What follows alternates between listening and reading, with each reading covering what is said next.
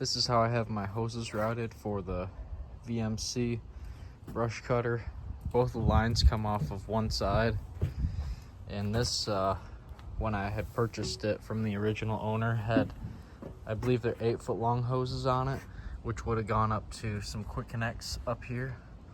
But I have a newer model 50, and I have these diverter valves here, so the long hoses, I had them wrapped around here for a little while, just trying to find different ways that I could do it, but the hoses were always rubbing on something, so I end up shortening these. They're actually different lengths on each side, so this one line here comes right up to this side, which is really nice, and then the other line I run it between the stick and then the thumb cylinder.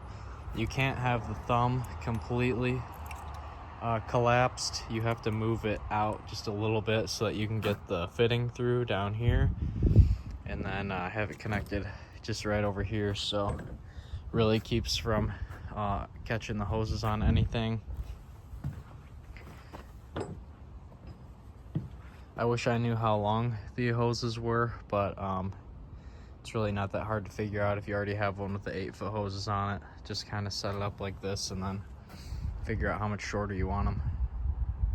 In case anyone was wondering, the hydraulic hose that is longer is probably only about 8 inches longer than the short hose that goes to this side here.